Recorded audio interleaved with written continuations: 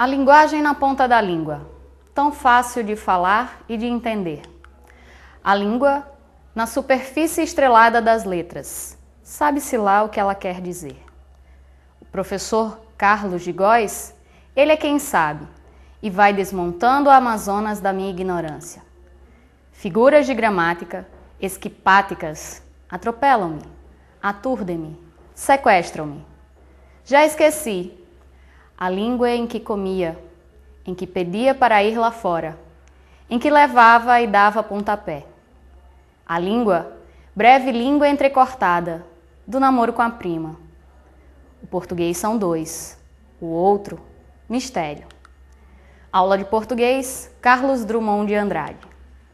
A leitura do texto de Drummond nos permite perceber a importância da linguagem como veículo de comunicação. Como objetivo de comunicar, a sociedade utiliza certos recursos que permitem a linguagem.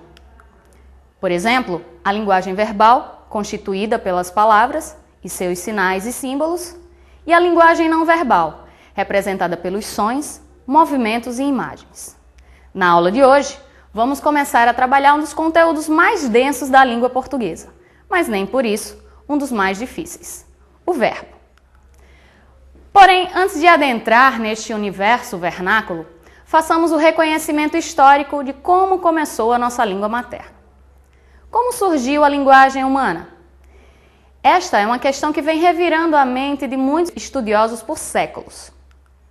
Embora não exista uma resposta fechada para esta pergunta, há algumas teorias que sugerem que o início do processo se deu com os antepassados dos Homo sapiens, há mais de 1 milhão de anos. Segundo eles, a hipótese de deste processo, resultou da necessidade de o homem, além de se comunicar socialmente, garantir a sua sobrevivência. Daí então, a necessidade de falar para estabelecer o seu individualismo, a fim de que o outro homem que vivesse ao seu lado não roubasse o seu alimento, a sua mulher, ou invadisse o seu território, e assim passasse a viver em comunidade. Outros animais, além dos hominídeos, também se comunicam, porém não com palavras, mas com gestos e sons que para nós são incompreensíveis, como é o caso dos cães e dos golfinhos, por exemplo.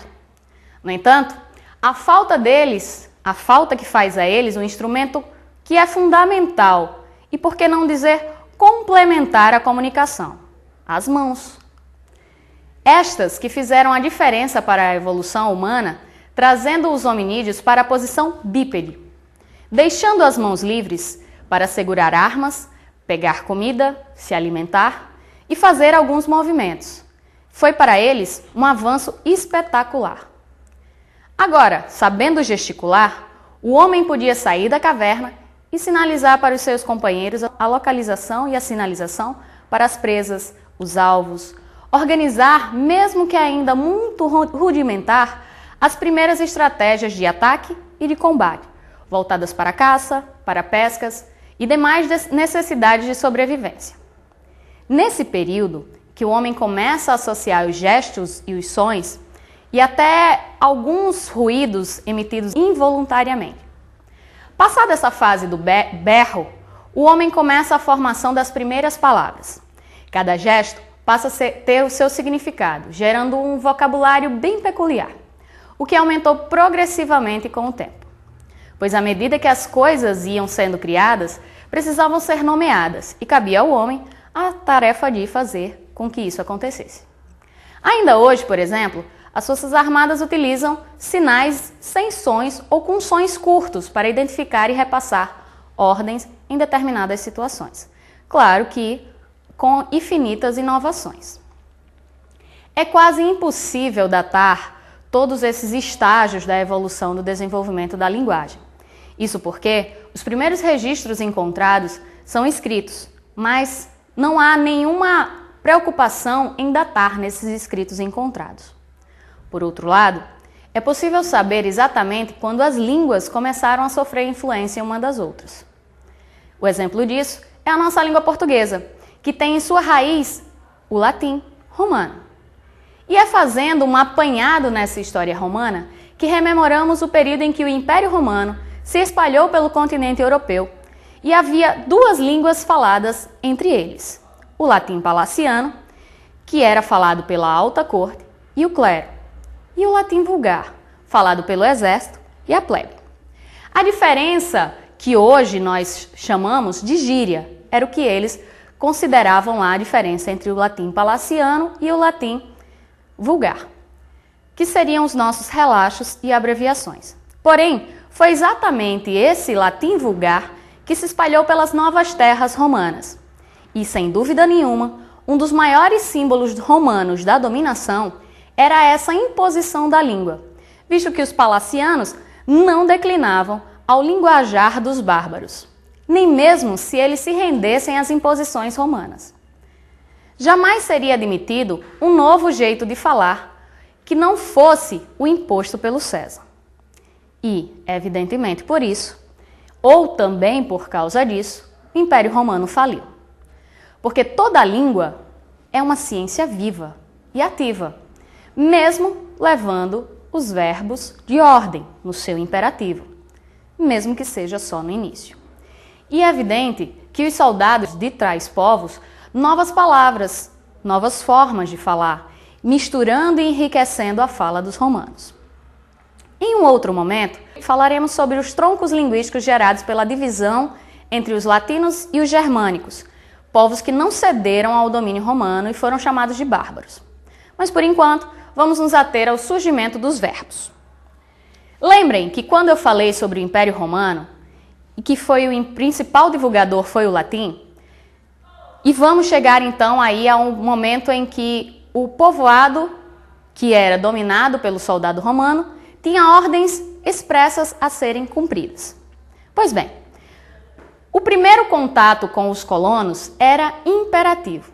A classe de palavras que conhecemos com essa função, capaz de fazer isso, é o verbo.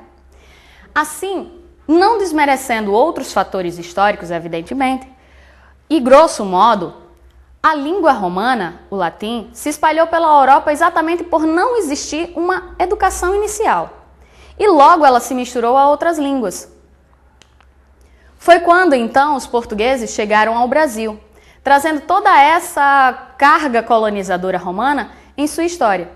E aí os jesuítas, como bem se sabe, eram educadores latinos e tinham essa característica romana de educar e impor a língua.